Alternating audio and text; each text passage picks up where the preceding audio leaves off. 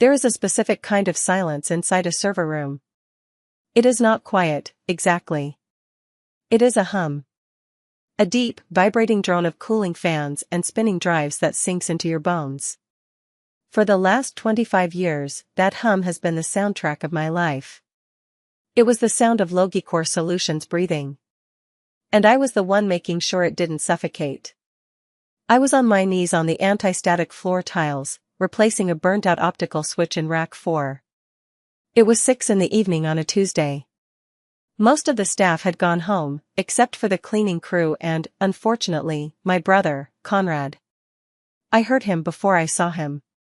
The heavy thud of his Italian loafers on the hallway linoleum, followed by the sound of him shouting into his phone. "I don't care if the market is down, Todd. Just liquidate the position. I need the cash for the down payment." Conrad burst into the server room without swiping his badge. He never carried his badge. He just kicked the door until the magnetic lock gave up or someone opened it for him. He was 40 years old, wearing a suit that cost more than my car, and he still had the frantic energy of a teenager who just crashed his dad's Porsche. "Valerie," he shouted over the hum of the servers. "Why is the Wi-Fi down in the executive wing? I'm trying to move some assets and the connection is crawling." I didn't look up. I clicked the new switch into place and watched the status light flicker from amber to a steady, reassuring green. "The Wi-Fi isn't down, Conrad. You're probably throttling the bandwidth again. What are you uploading?" "Nothing," he snapped, walking over to where I was kneeling. He looked down at me with that familiar mix of pity and annoyance. To him, I wasn't the chief technology officer. I was just the janitor of the internet. "I'm just trading some crypto files." "Look, just fix it. Dad is flying to New York tomorrow and I need to show him these projections." I stood up, dusting off my jeans. I was 48, with graying hair tied back in a messy bun and a hoodie that said NASA on it. I looked nothing like the rest of my family. My mother, Beatrice, was a former beauty queen who wouldn't be caught dead without pearls. My father, Preston, was a silver fox of a CEO who thought manual labor was a disease. And then there was Conrad, the golden child, who had never worked a real day in his life. "I'll reroute the traffic from the guest network," I said, walking past him to the main terminal. "But stop trading NFTs on the company's secure line. If you introduce malware again like you did last Christmas, I'm not spending my holiday scrubbing the database." Conrad rolled his eyes. "You're such a drama queen, Val. That wasn't malware.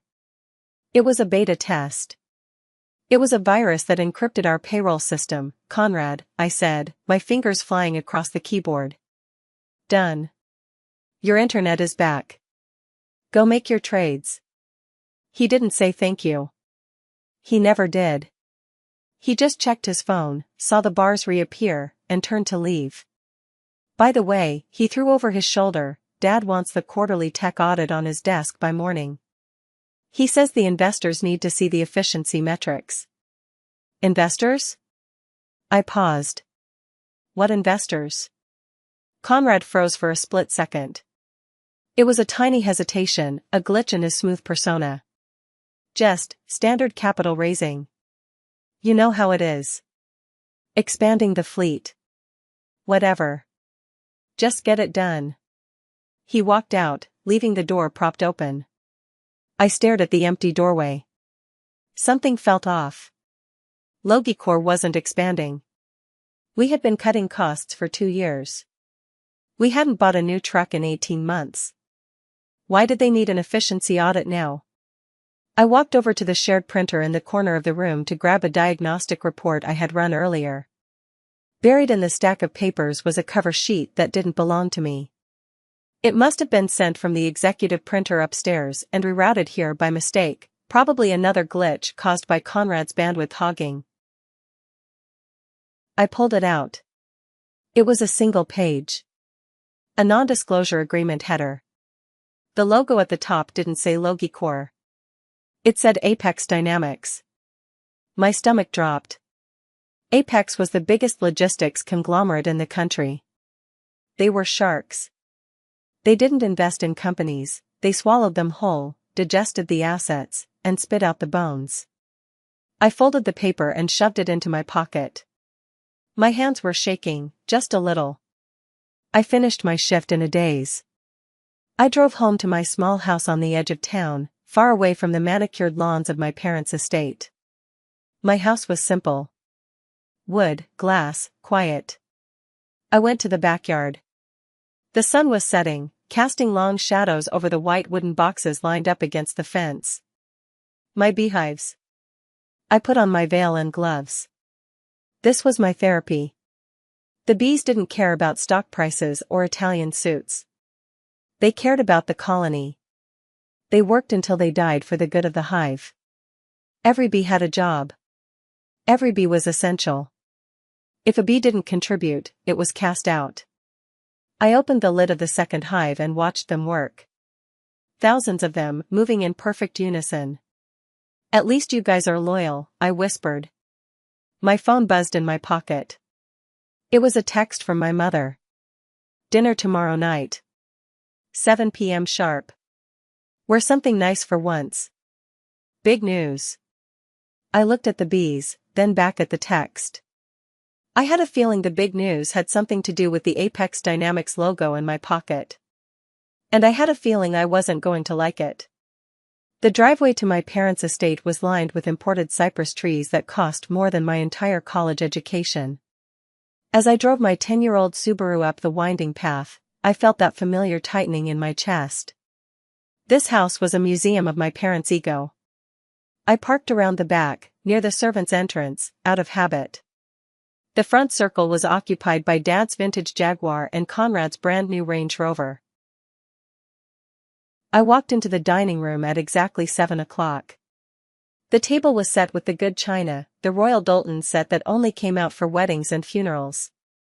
Crystal glasses sparkled under the chandelier. My mother, Beatrice, was arranging a centerpiece of white lilies. She looked up as I entered, her eyes scanning me from head to toe. "Well," she said, her smile tight. "At least you brushed your hair, Valerie. Is that a new blouse?" "I've had it for 5 years, Mom," I said, taking my usual seat at the far end of the table. "Good to see you too." "Don't be snippy," she said, waving a hand. "Tonight is a celebration. Pour yourself some wine. It's a 2005 Bordeaux." My father, Preston, walked in from his study. He looked flushed, victorious. He was 74, but tonight he looked 10 years younger. The weight of the failing business seemed to have lifted off his shoulders. Conrad followed him, grinning like a shark that had just smelled blood in the water. "Valerie!" Preston boomed. "Glad you could make it. We didn't want to start without the whole family." That was a lie. They started without me all the time. But I nodded and took a sip of the wine. It was excellent. It tasted like money. "So," I said, deciding to rip the bandage off. "What's the occasion? Did Conrad finally learn how to tie his own shoes?" Conrad stopped grinning and shot me a glare. "Ha ha. Very funny, Val." "No. Better." Preston stood at the head of the table. He tapped his fork against his glass. The sound rang out, sharp and clear. "We have done it," Preston announced, his voice trembling with emotion. "For 40 years, your mother and I have built Logicor from a single truck into a regional empire. We have weathered recessions, strikes, and fuel shortages. But tonight, we have secured our legacy." He paused for dramatic effect. "As of this afternoon, we have signed a definitive agreement to sell Logicor solutions to Apex Dynamics." I gripped the stem of my wine glass. I knew it. But hearing it out loud was different. It felt like a physical blow. "Apex?" I asked, keeping my voice steady. "Dad, they're asset strippers. They'll fire half the staff. They'll dismantle the fleet. They are paying us $850 million, Preston said, articulating every syllable. 850. Million. The room went silent. The number hung in the air, heavy and intoxicating. Cash and stock deal, Conrad piped up, unable to help himself. We close in 30 days. Do you know what this means? We're royalty, Val. We are actual royalty. Beatrice reached out and squeezed Preston's hand. We can finally retire, darling. We can get that villa in Tuscany. We deserve this. I looked at them. They were so happy. They were drunk on the number. And for a second, I waited for them to acknowledge the obvious. That's a lot of money, I said slowly. So, what's the transition plan? The tech stack is custom. Apex uses a different architecture. They're going to need me to migrate the dynamic route optimization system. That takes 6 months, minimum. Preston cleared his throat. He exchanged a quick glance with Conrad. Actually, Valerie, Preston said, pouring himself more wine. That's part of the news. Apex has their own engineering team, Conrad said, leaning back in his chair. They're huge. They have hundreds of devs in Silicon Valley. They don't need our legacy IT department. Legacy? I felt a cold spike in my stomach. I wrote that code, Conrad. It's the only reason our trucks are 20% more efficient than the competition. It's not legacy. It's the core of the business. It's part of the asset sale, Preston said dismissively. It's included in the price. The point is, Valerie, you don't need to worry about the migration. You don't need to worry about anything. So. I put my glass down. What is my share? The silence that followed was different. It wasn't heavy. It was sharp. Your share?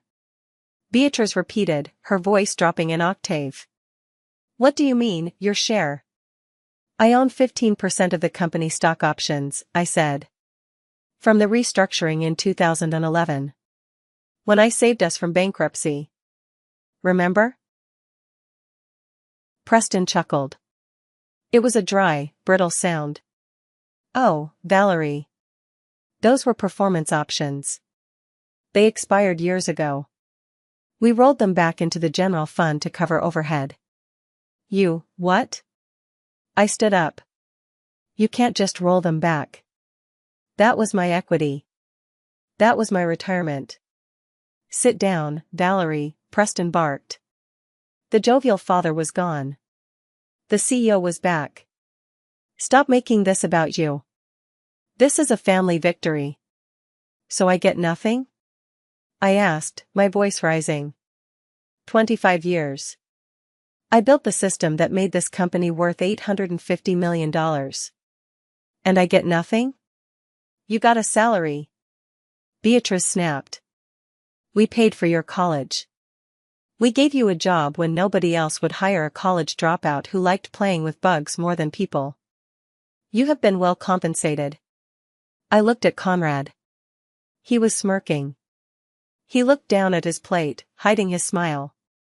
This is unbelievable, I whispered. It's business, Preston said. Now, sit down and eat your steak. It's Wagyu. I didn't sit down. I couldn't feel my legs. The betrayal wasn't just about the money. It was the erasure. They were erasing 25 years of my life with a single signature. Where is the money going? I asked. I needed to know. I needed to hear them say it. $850 million. If it's not going to the employees, and it's not going to me, where is it going? It's going into the family trust, Preston said, slicing his steak with surgical precision. To secure the lineage. The lineage, I repeated. You mean Conrad? Conrad has a vision, Beatrice said defensively. He wants to start a venture capital firm. He has big ideas, Valerie. He's going to turn that money into billions. Conrad lost $200,000 on Digital Monkey Pictures last month. I shouted. He can't run a lemonade stand, let alone a venture capital firm. That's enough. Preston slammed his hand on the table. The crystal glasses rattled. I will not have you insult your brother in this house. He is the future of this family. You? You are the help, Valerie. You always have been. You're a mechanic. A very good mechanic, but just a mechanic. The words hit me harder than a physical slap. Just the help. I looked over at Mr. Henderson, the family lawyer, who was sitting quietly at the far end of the table. He had been with us for 30 years. He looked pale. He was staring at his napkin. Mr. Henderson, I said, turning to him. You drafted the paperwork. Is this true? Did they strip my equity? Mr. Henderson looked up. His eyes darted to Preston, then to me. He cleared his throat nervously. Valerie, the corporate structure is complex. Technically, the board has the right to dilute shares if— Shut up, Henderson, Preston growled. She doesn't need a legal lecture. She needs to learn her place. Preston stood up and walked toward me. He was a tall man, imposing. He used his height to intimidate people. It usually worked. We are giving the proceeds to Conrad, Preston said, standing inches from my face. Because he is the one who will carry the name forward. You? You live in that shack with your insects. You have no ambition. You are 48 years old and you have nothing to show for it. I have the code, I said quietly. I have the system that runs your empire. Not anymore, Preston smiled. It was a cruel smile. As of tomorrow morning, Apex owns everything. The trucks, the buildings, the servers, and the code. And since you seem so unhappy with the arrangement. He paused, savoring the moment. You're fired. My breath hitched. What? You heard me. You're fired. For insubordination. For cause. Meaning no severance package. He gestured toward the door. Get out of my house. Go pack your desk. Actually, don't bother. Security will mail you a box. Just give me your badge. I stared at him. I looked at my mother. She was sipping her wine, refusing to meet my eyes. I looked at Conrad. He was beaming, finally the winner. You're making a mistake, I said. My voice was surprisingly calm. The shock had passed, replaced by a cold, hard clarity. The only mistake I made was keeping you on the payroll this long, Preston sneered. Now, get out. Mr. Henderson stood up halfway. Preston, wait. We should consider the— Sit down, Henderson. Preston roared. I reached into my pocket. I pulled out my key card, the master key that opened every door in Logie Corps. I dropped it into Preston's half-eaten mashed potatoes. Goodbye, Dad, I said. I turned and walked out. I didn't slam the door. I walked past the servants' entrance, past the expensive cars, and got into my Subaru. As I drove down the long driveway, leaving the estate behind, I didn't cry. My hands were steady on the wheel.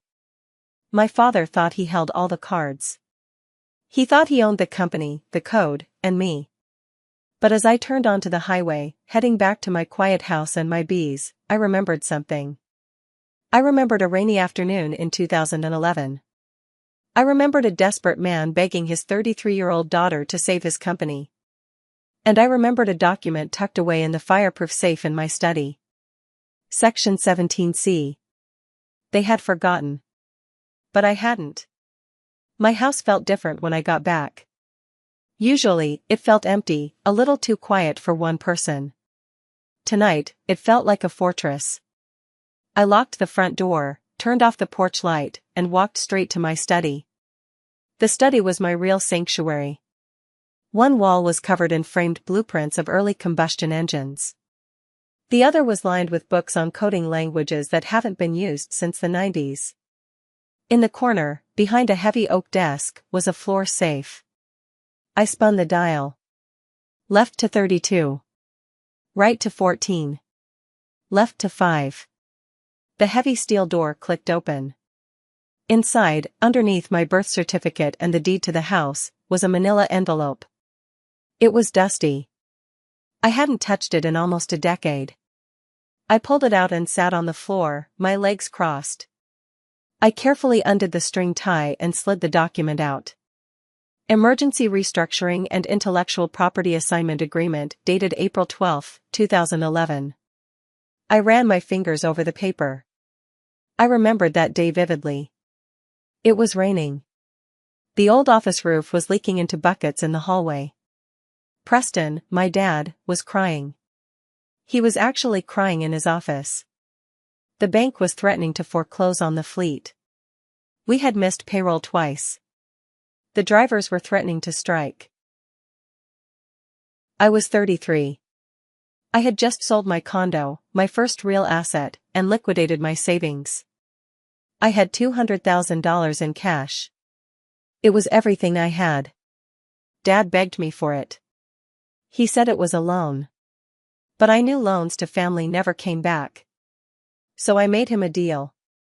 I would give him the cash to make payroll, and I would build him a new automated dispatch system that would cut fuel costs by 30%. But in exchange, I wanted protection. I flipped to page 12. Section 17C, Reversion Rights. The clause was short. Brutally simple.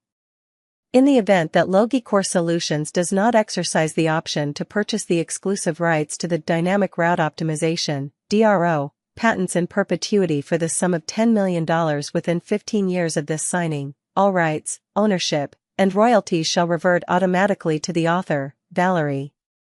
I looked at the signature at the bottom. Preston's signature was shaky, desperate.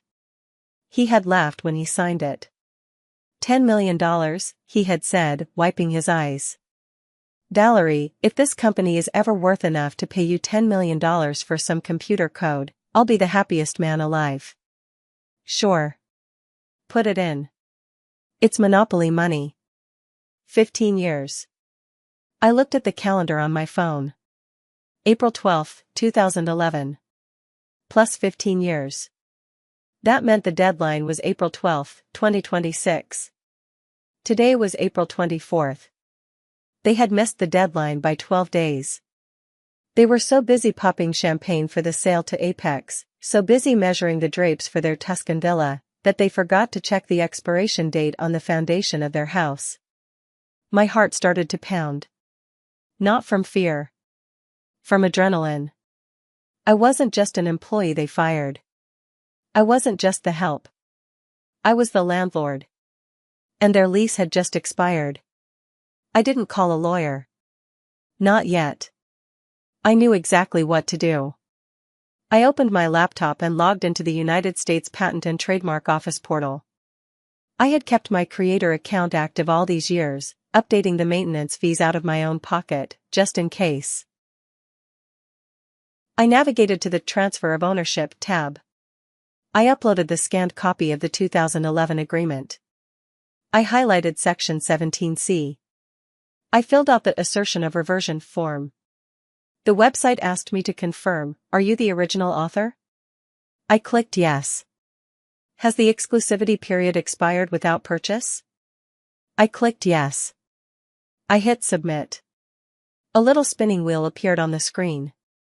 It spun for 5 seconds. 5 seconds that changed my life. Submission received.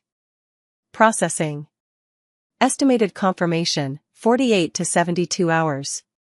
I closed the laptop. I walked to the kitchen and made myself a cup of tea. My hands were perfectly steady now. Dad wanted to give everything to Conrad. He wanted to secure the lineage. Well, he was about to learn a hard lesson about genetics. Conrad might have his eyes, but I had his ruthlessness. And unlike them, I read the fine print. The next 3 days were strange. I was unemployed for the first time in 25 years. I woke up at 6, but instead of rushing to the server room to put out fires, I made coffee and sat on my back porch. I watched the bees. They were busy. The spring nectar flow was starting. They were bringing in pollen, bright yellow, deep orange. They were building. My phone was quiet. Logicor had cut my access to the company email servers at 8:01 a.m. the morning after the dinner. They had remote wiped my company phone, but I had expected that, so I was using my personal burner. I spent the time working on a project I had neglected, restoring a vintage Patek Philippe pocket watch from the 1920s. It was a complex mechanism. Hundreds of tiny gears, springs, and levers working in perfect harmony. If one gear was misaligned, the whole thing stopped. That was exactly what Logicor was. A complex machine. And they had just fired the only person who knew how to wind it. On the morning of the third day, my personal email pinged. From USPTO.gov subject, notification of patent reversion recordation complete. I opened it. Attached was a formal certificate. This document certifies that all rights, title, and interest in U.S. patent numbers 8,442,101, dynamic route optimization, 8,442,102, predictive fuel logic, and 8,442,103, autonomous dispatch sharding, have been reverted to the original inventor, Valerie Vance. I owned it. I owned the brain of the company. I printed 3 copies of the certificate. Then, I drafted a letter. I didn't use legal jargon. I kept it simple. To the Board of Directors of Logicor Solutions and the Acquisitions Department of Apex Dynamics, as of this date, I assert my exclusive ownership of the underlying technology currently powering the Logicor logistical fleet. The license granted in 2011 has expired. Any continued use of this technology constitutes willful infringement of intellectual property. You have 24 hours to cease operations of all software utilizing my code, or secure a new licensing agreement. Regards, Valerie Vance. I put the letters in FedEx envelopes. I marked them priority overnight signature required. I drove to the shipping center. The girl behind the counter weighed the envelopes. Important stuff, she asked, popping gum. You could say that, I smiled.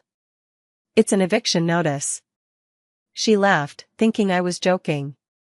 I wasn't. I drove home and waited. I knew how the timeline would work. The letters would arrive around 10 a.m. the next day. It would take about 30 minutes for the mailroom to sort them. Another 30 minutes for legal to read them. And then, around noon, the screaming would start. I went back to my watch. I placed the final gear into position, the escapement wheel. I wound the mainspring. Tick.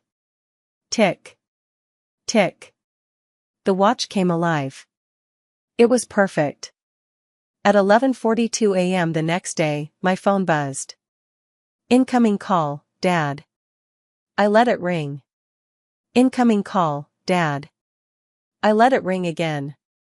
Incoming call, Mom. I put the phone on Do Not Disturb and set it face down on the table.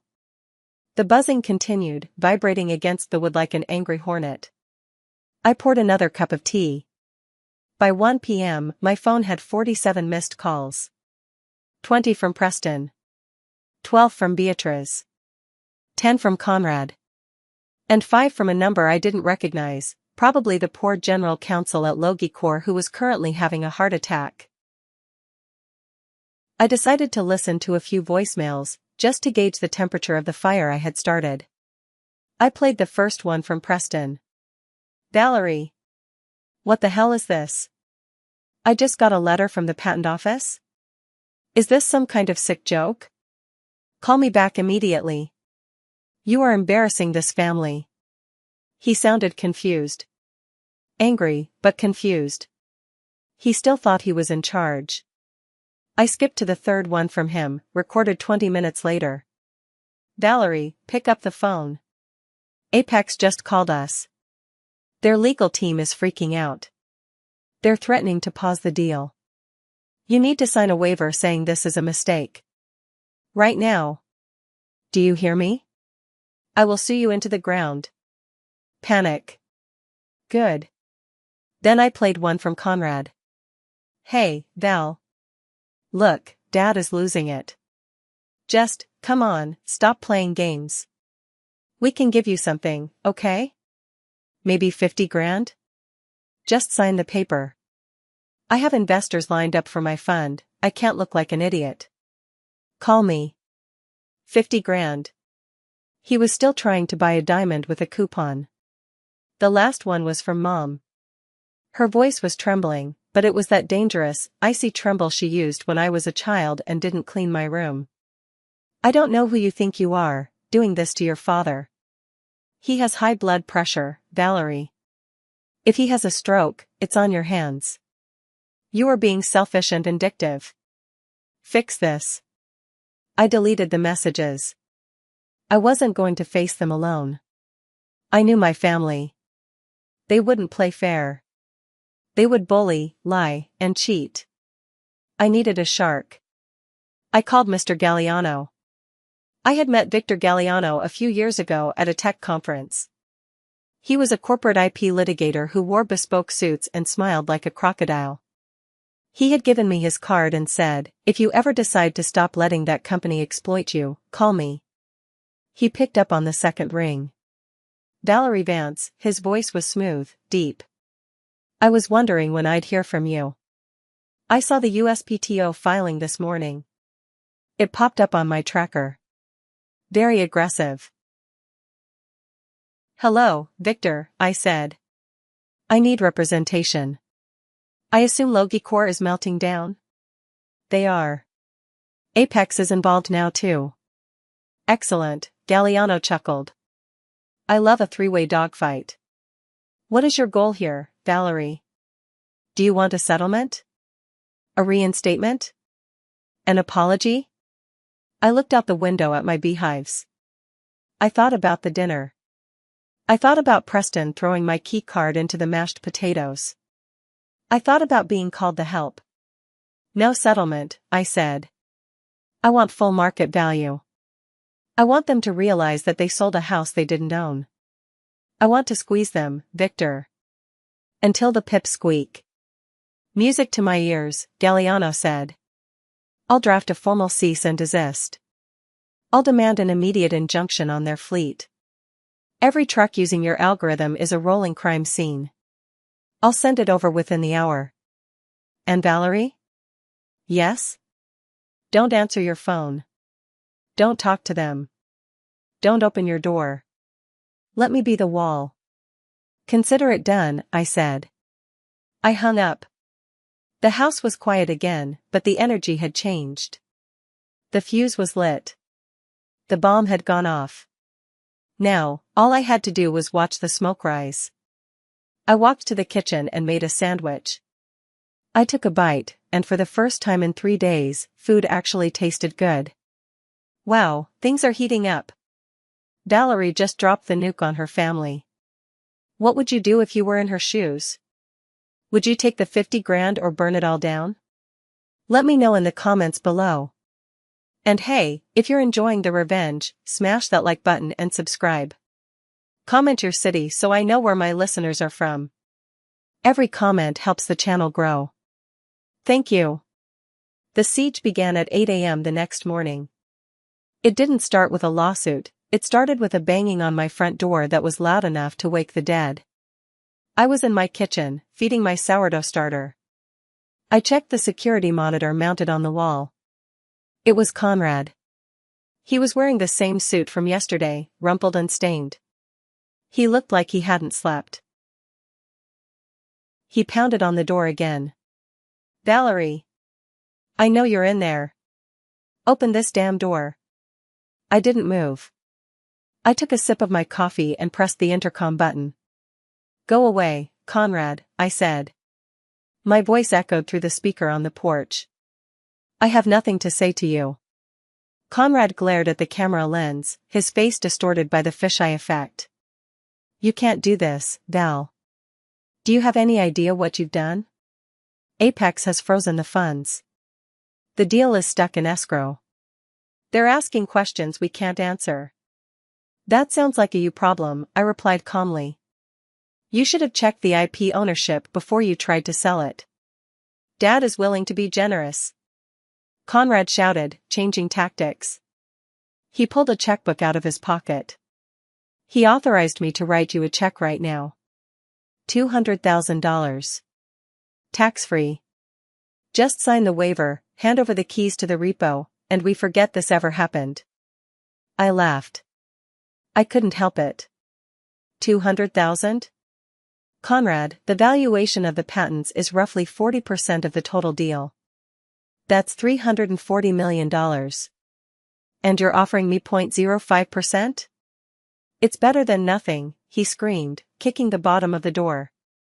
You're just a greedy spinster. You don't even have kids. What do you need money for? I have a legacy to build. Get off my porch, Conrad. No. I'm not leaving until you sign. He picked up a ceramic planter, one of my favorites, and smashed it against the siding of the house. Dirt and shards of pottery exploded everywhere. I didn't flinch. I just picked up my phone and dialed 911. 911, what is your emergency? I have an intruder attempting to break into my home, I said, my voice steady. He is violent and destroying property. My address is 42 Oak Lane. Is the intruder known to you? Yes. It's my brother. But he's not welcome here. I watched on the monitor as Conrad paced back and forth, screaming obscenities about my bees, my sad little life, and how I was jealous of his success. 5 minutes later, a cruiser pulled into the driveway. 2 officers stepped out. Conrad tried to pull the "Do you know who my father is" card. It didn't work. When he resisted the officer trying to calm him down, they handcuffed him. I watched them shove him into the back of the cruiser. It was a humiliating sight, the heir to the Logicor empire, being hauled away like a common drunk. I felt a pang of sadness. Not for him, but for the little boy I used to help with his math homework. That boy was gone. This man was just a hollow shell filled with my father's expectations. I went outside after they left to sweep up the broken pottery. My phone buzzed. It was a text from Mr. Galliano. Your father just filed a complaint. They are suing you for corporate sabotage and theft of trade secrets. Emergency hearing tomorrow. Wear a suit. It's showtime. The conference room at the downtown law firm was cold. It smelled of lemon polish and fear. On one side of the mahogany table sat my parents. Preston looked 10 years older than he had at the dinner. His skin was gray, his eyes bloodshot. Beatrice sat next to him, clutching her pearls like a lifeline. They had brought a team of 4 lawyers from a white shoe firm. On the other side sat me and Victor Galliano. Just us. Victor was relaxed, leaning back in his chair, tapping a silver pen against his legal pad. Let's cut to the chase, Preston's lead attorney, a man named Sterling, barked. Your client, Ms. Vance, has illegally accessed Logicor servers post-termination. She has locked down the dynamic route optimization system, effectively holding the company hostage. This is cyberterrorism. Strong words, Victor smiled. Do you have proof of this, access? Sterling slid a thick stack of papers across the table. Server logs. Showing Ms. Vance's admin credentials accessing the core kernel at 8 p.m. on Tuesday. 12 hours after she was terminated. I looked at the logs. My heart skipped a beat. I hadn't accessed the system. Had I? Then I looked closely at the timestamps. These are UTC timestamps, I said, speaking for the first time. Sterling sneered. So? So, I continued, pointing at the page. Logicor servers are based on Eastern Standard Time. 8 p.m. Universal Time Coordinated is 4 p.m. Eastern Standard Time. I was still employed at 4 p.m. on Tuesday. I was in the server room, fixing a switch Conrad broke. I slid the paper back. I didn't hack your system. I just stopped maintaining it. And without me, it breaks. You built a kill switch. Preston shouted, slamming his hand on the table. You rigged it to fail. Mr. Vance, Victor interjected, his voice silky smooth. Please control yourself. My client didn't build a kill switch. She built a highly complex, proprietary engine that requires a specific key to run. That key is her intellectual property. When you fired her, you threw away the key. It's work for hire. Sterling argued. She was an employee. Not according to the 2011 agreement. Victor pulled out the document. Section 17C. The IP reverted. It is now legally her private property. And every single one of your 500 trucks currently on the road is using her property without a license. That is theft, Mr. Sterling. My client isn't the thief here. You are. Preston looked like he was going to have a stroke. We paid for her college. We gave her a job. Irrelevant, Victor said. The law doesn't care about your parenting expenses. It cares about contracts. And you signed this one. Beatrice spoke up, her voice trembling with venom.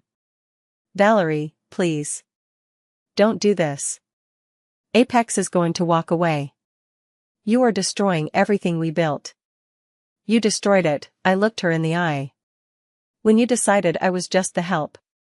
When you decided to give my life's work to Conrad. We can offer a settlement, Sterling said quickly, sensing his client was losing ground. $5 million. One-time payment. Victor laughed. A loud, genuine laugh. $5 million? For the engine of an $850 million deal?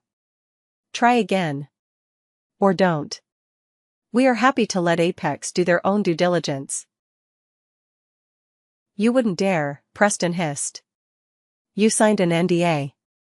The NDA covers trade secrets, I said.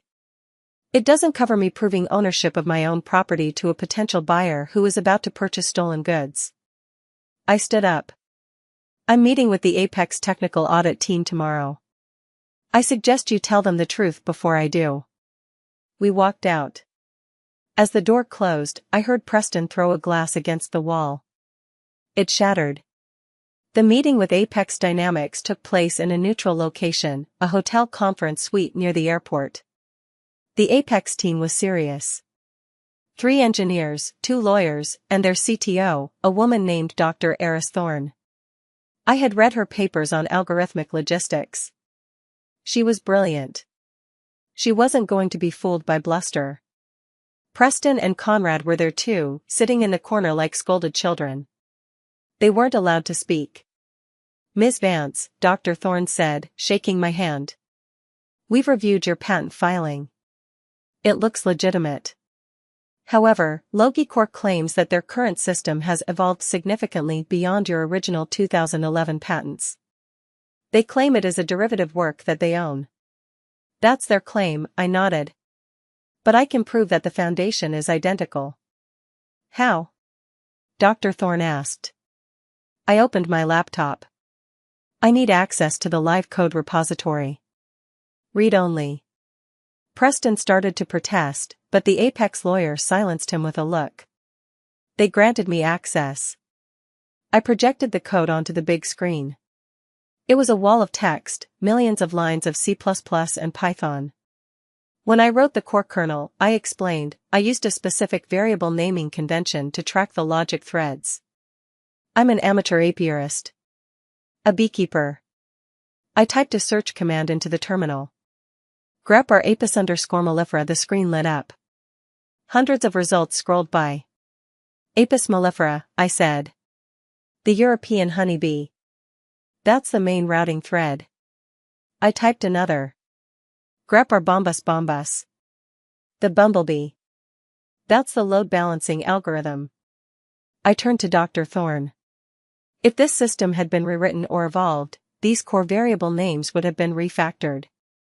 No modern dev uses Latin B names for fuel injection logic. These are the load-bearing walls of the house. You can paint the walls, you can change the windows, but if you take out these beams, the house falls down. Dr. Thorne stared at the screen. She scrolled through the code herself. She saw the dates. She saw the structure. She turned to Preston. Mr. Vance. You told us this was a proprietary system built by a team of 20 developers over the last 5 years. Preston stammered. We updated the interface. The dashboard is completely new. The dashboard is a skin, Dr. Thorne said coldly. The engine is hers. And she holds the title. She closed her laptop. We cannot proceed with this acquisition. The IP liability alone is catastrophic. If she shuts down the license, we buy a fleet of trucks that can't move. We can fix it. Conrad shouted from the corner. I can hire a team. We can rewrite it in a week. Dr. Thorne looked at Conrad with pity. Young man, this is kernel-level architecture. It would take a year to reverse engineer and rewrite this without breaking the existing contracts. You don't have a week. She stood up and looked at me. Ms. Vance, I apologize for the wasted time. It seems we were misinformed about the assets. No hard feelings, I said. As the Apex team packed up, Preston sat with his head in his hands. The deal was dead. $850 million had just evaporated in a puff of smoke. I walked past my father. He didn't look up. He looked small. You should have paid the $10 million, Dad, I whispered. I thought the victory would be the end of it. I thought they would retreat, lick their wounds, and maybe, finally, negotiate. I was wrong. When a narcissist loses control, they don't negotiate. They try to destroy the person who took control away. 2 days after the Apex deal collapsed, I woke up to my phone blowing up with notifications. Not calls, social media tags. My mother had gone nuclear. She had given an exclusive interview to a local news station, and then posted a long, rambling sob story on her Facebook page, which had thousands of followers in the local community. The headline on the news clip read, Elderly couple extorted by estranged daughter, local business in peril. I watched the video in horror. Beatrice was sitting in her living room, dabbing her eyes with a handkerchief. Preston was holding her hand, looking frail and defeated. We gave her everything, Beatrice sobbed on camera. We put her through school. We supported her when she couldn't find a husband. And now, in our twilight years, when we just want to retire, she has stolen our company's passwords and is holding us hostage for millions of dollars. She wants to bankrupt her own parents. The reporter, a young woman looking for a viral story, added solemnly, Logicor employs over 300 people in our town. Their jobs are now at risk because of this family dispute. The comments section was a cesspool. What a monster. Ungrateful brat. She should be in jail. I hope the parents sue her for everything. Someone should go to her house and teach her a lesson. I felt sick. My hands shook as I scrolled. They were weaponizing the community against me. They were painting me as a hacker, a thief, a villain. My doorbell rang. I jumped. I looked at the monitor. It wasn't the police. It was a reporter. And behind him, a news van. I closed the blinds. I felt trapped in my own home. My phone rang. It was Victor. Don't look at the internet, he said immediately. Too late, I said, my voice cracking. Victor, they're lying. They're saying I stole passwords. They're saying I'm extorting them. I know, Victor said. His voice was hard, dangerous. And they just made the biggest mistake of their lives. How? Everyone hates me. Valerie, listen to me. They just went on public record accusing you of a crime, extortion and theft, that we have already proven in a legal deposition you did not commit. That is defamation per se. It is malice. I don't care about the law right now, Victor. There are people outside my house. Let them stand there, Victor said. Because when we file this defamation suit, we aren't just going after the company assets. We are going after their personal assets. The house. The cars. The trust fund. Everything. I just want it to stop, I whispered. It will stop, Victor promised. But we have to hit back. Harder. I need you to authorize me to release the 2011 agreement and the audio recording of the board meeting where Preston called you the help. We need to control the narrative. I hesitated. Releasing the audio meant exposing the private rot of my family to the world. It meant there was no going back. No reconciliation. Ever. I looked at the window where the reporters were camped out. I thought about my bees. I thought about how hard I worked to build a quiet, decent life. And I thought about my mother's fake tears on that screen. Do it, I said. Burn it down. Good girl, Victor said. Watch the news at 6. I hung up. I went to the safe and took out the digital drive containing the backups of every board meeting for the last 10 years. I had kept them for compliance. Now, they were ammunition. They wanted a media war? Fine. I had the truth. And the truth was about to hurt a lot more than a lie. The thing about desperate people is that they stop thinking rationally. They start thinking in miracles. And for my brother Conrad, the miracle was a shady dev team from Eastern Europe he found on a dark web forum. I found out about it because I still had a backdoor. Not into the servers, that would be illegal, but into the public-facing API status page. It was a simple dashboard I built years ago to let clients track their shipments. It was publicly accessible, perfectly legal to watch, and right now, it was flashing red. It was 2 a.m. on a Friday. The smear campaign was still raging on Facebook, but inside Logicore, panic had set in. With the Apex deal dead and my legal injunction looming, Conrad decided to play hero. According to the chatter on the sysadmin forums, where Logicore's junior devs were leaking info like a sieve, Conrad had fired the internal IT team for incompetence and hired an external SWAT team of coders. Their mission? To strip out my proprietary code and replace it with a patch. Overnight. It was suicide. You don't replace the engine of a 747 while it's in midair.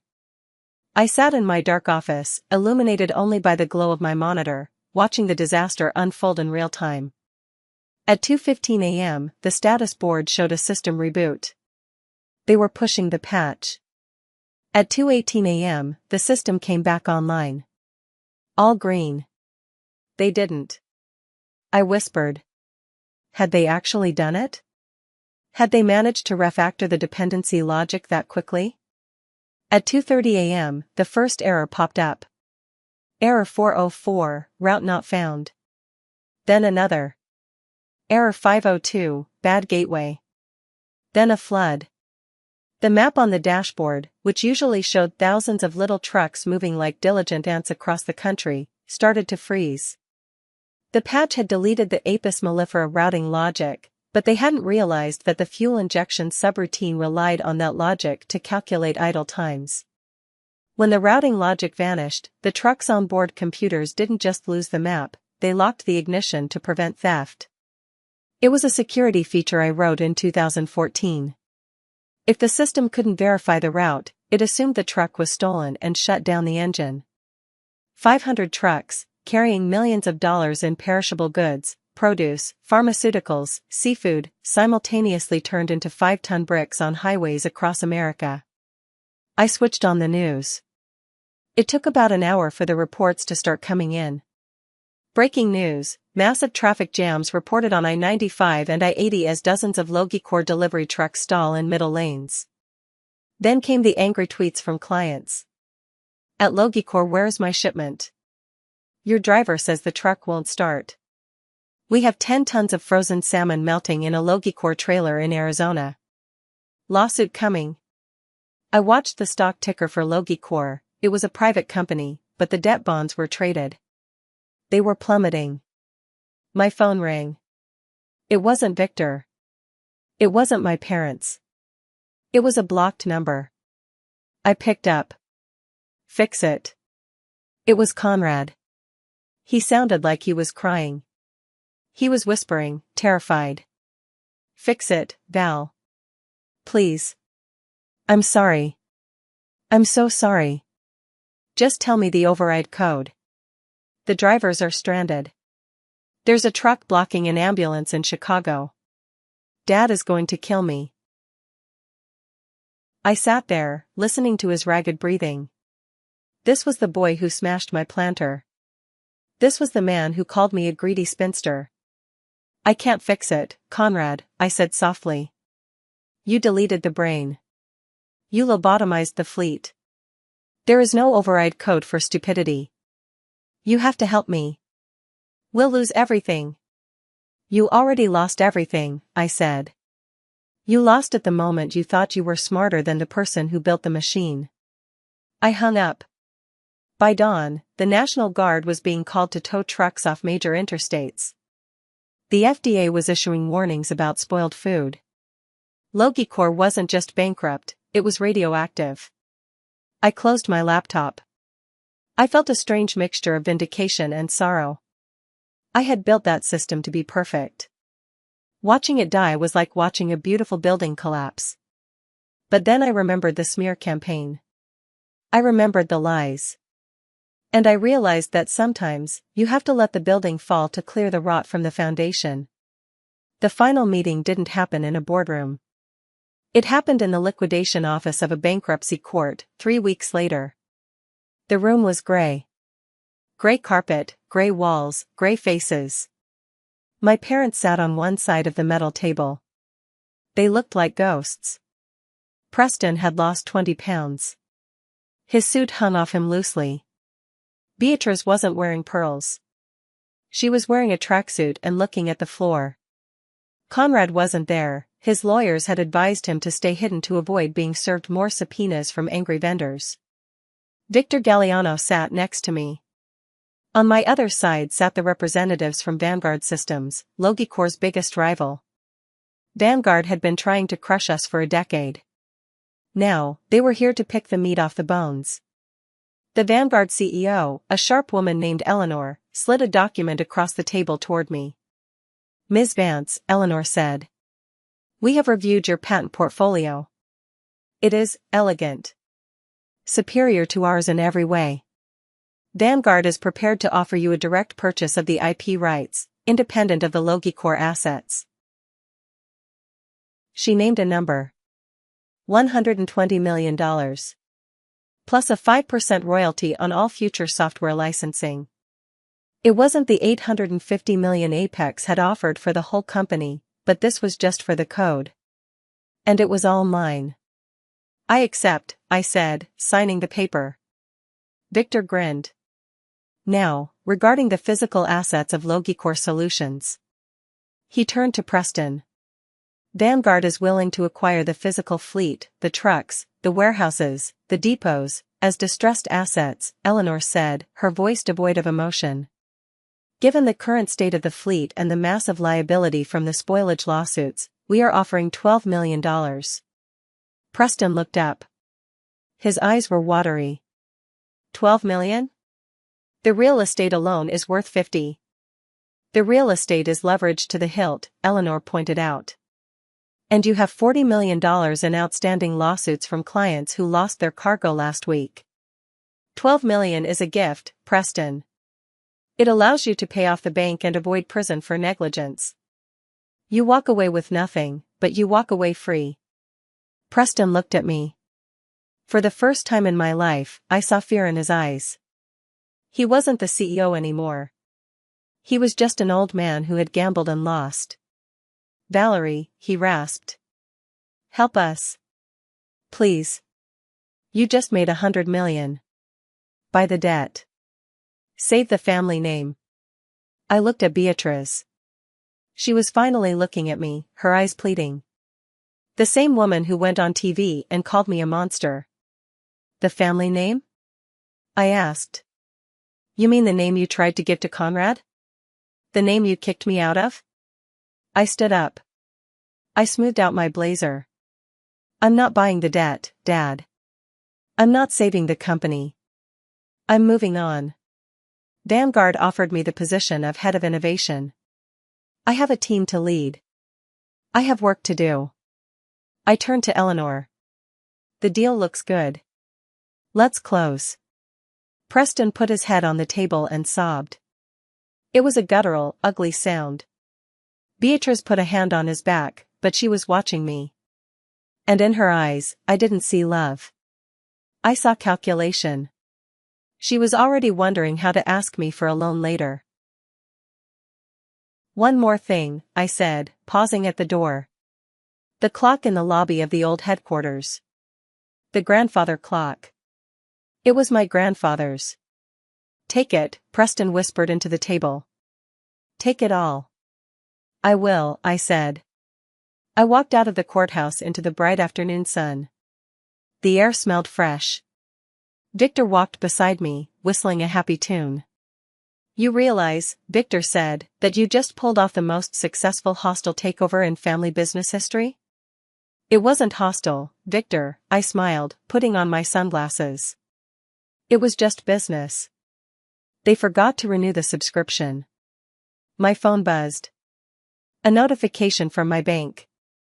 The wire transfer from Vanguard had cleared. $120 million. I looked at the number. It was just digits. It didn't fix the childhood neglect. It didn't fix the betrayal. But as I walked toward my car, I realized it did fix one thing. It fixed the future. I got in my car and drove. Not home. I drove to the nearest nursery. I needed more hives. The spring flow was heavy this year, and my colony was about to expand. The disassembly of a dynasty is a messy thing. It doesn't happen all at once like in the movies. It happens in slow, painful increments. It happens in cardboard boxes and auction listings. 2 months after the liquidation hearing, I drove past the estate. I didn't need to go that way. I told myself I was taking the scenic route to the apiary supply store, but deep down, I wanted to see. The iron gates, usually shut tight to keep the commoners out, were wide open. A real estate sign swung in the breeze, foreclosure auction, Saturday. The lawn, once manicured to within an inch of its life, was starting to look shaggy. Weeds were poking through the cracks in the driveway where Preston's Jaguar used to park. The Jaguar was gone, seized by the bank to pay off the outstanding loans on the warehouse expansion he had authorized 3 years ago, a project that never made a dime. I slowed down but didn't stop. I saw a moving truck in the driveway. Not a high-end service, but a U-Haul-it-yourself van. I saw my mother, Beatrice, carrying a lamp. She looked small. She was wearing jeans, which I had never seen her wear in my life. She looked like just another old woman moving out of a house she couldn't afford. I heard later from a friend in town that Conrad had filed for Chapter 7 bankruptcy. His crypto wallets were empty, drained by bad trades and the legal fees from the vendor lawsuits. He was apparently living in a studio apartment above a garage, working at a car dealership. The irony was rich, he was finally selling cars, just not the ones he thought he'd be driving. As for my parents, they moved into a 2-bedroom condo on the other side of the highway. It was a decent place, perfectly adequate for a retired couple. But for Preston and Beatrice Vance, it was a prison cell. No country club. No wine cellar. No status. I hadn't spoken to them since the courthouse. I had blocked their numbers again. Victor told me they had tried to reach out through him, asking for family reconciliation mediation, which is lawyer speak for, please give us an allowance. Victor had politely declined on my behalf. But living in the same town meant our paths would eventually cross. It happened at the grocery store on a Tuesday evening. I was in the produce aisle, picking out apples. Valerie? I froze. I knew that voice. But it lacked the imperious snap it used to have. It sounded frail. I turned around. Beatrice was standing there, holding a basket with a loaf of generic bread and a carton of milk. She looked tired. Her hair wasn't dyed anymore, the gray roots were showing. Hello, Mother, I said, keeping my hands on my cart. She looked at me, her eyes filling with tears. We saw the article in the business journal. About your promotion at Vanguard. You looked good in the photo. Thank you. It's a good job. Your father misses you, she said, her voice dropping to a whisper. He sits in his chair all day. He just stares at the wall. He says he wishes he had listened to you about the fuel logic back in 2015. I didn't say anything. It was a nice sentiment, 5 years too late. We're struggling, Val, she continued, stepping closer. The condo fees are high. And with the medical bills, if you could just, maybe help us with the down payment on a smaller place? Or just coffee? Can we just have coffee? People were starting to look. A mother with a toddler glanced at us. I looked at this woman who had stood by while my father called me the help. The woman who had gone on television and told the world I was a monster to protect her social standing. I felt a flicker of pity, but I stomped it out. Pity was the crack in the door that let the wolves back in. I can't do that, Mother, I said. Why, she cried, a little louder now. We're your family. Everyone makes mistakes. Family doesn't fire family at the dinner table, I said calmly. Family doesn't try to steal their life's work. You didn't want a daughter, Beatrice. You wanted an employee. And I quit. I turned my card around. Valerie.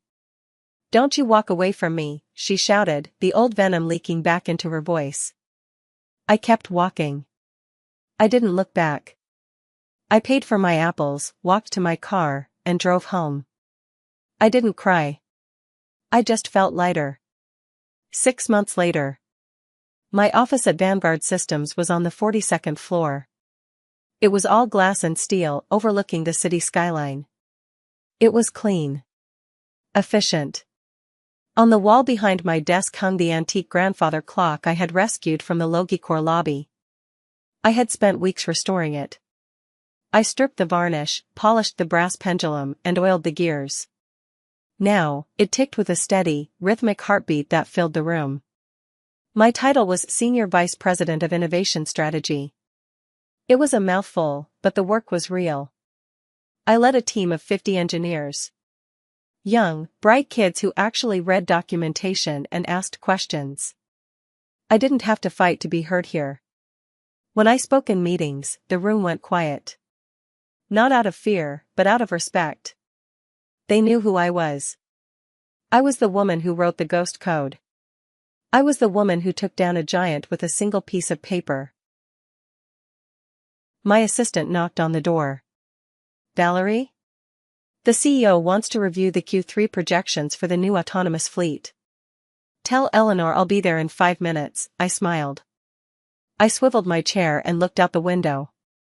Far below, the city moved like a circuit board. Cars, trucks, people, all following invisible lines of logic. I thought about the reversion clause. Section 17C. People called it a trap. They said I tricked my family. But it wasn't a trap. It was a test. A test of character.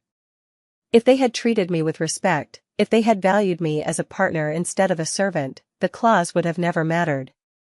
I would have renewed the license for $1. I would have given them everything. But they failed the test. They thought they could build a castle on a foundation they despised. They thought the decoration wouldn't fight back. My phone buzzed. It was a notification from my home security system. The camera showed my backyard. The sun was shining on the white wooden boxes. I had expanded the apiary. I now had 20 hives. I was producing enough honey to sell at the local farmers market on weekends. It was my favorite part of the week. No suits, no code, just me and the jars of gold. I checked the timestamp on the camera. The bees were swarming around the entrance of Hive 1. They were bringing in the last of the autumn nectar. There is a rule in beekeeping: if a queen is weak, if she stops laying, or if she puts the colony in danger, the workers will ball her. They will surround her, vibrate their wings to create intense heat, and eliminate her. Then, they raise a new queen. It's not cruelty. It's survival. I stood up and grabbed my tablet. I checked my reflection in the glass window. The gray hair was still there, but I wasn't hiding it in a messy bun anymore. It was cut sharp, styled. I looked like who I was always meant to be. I walked out of my office, past the ticking clock. I had eliminated the weak queen. I had saved the colony. And for the first time in 48 years, the hive was thriving. I saw my dad at a restaurant yesterday. He looked frail. He tried to wave at me from across the room, hoping I'd come over and pay his bill. I didn't wave back. I just finished my meal and left. Am I wrong for that? Or do they deserve the silence? Let me know in the comments below. And if you enjoyed this story of absolute justice, please hit that like button and subscribe to the channel. It really helps us out. Leave a comment with your city so I can see where the Logic Legion is listening from. Thanks for watching, and I'll see you in the next story.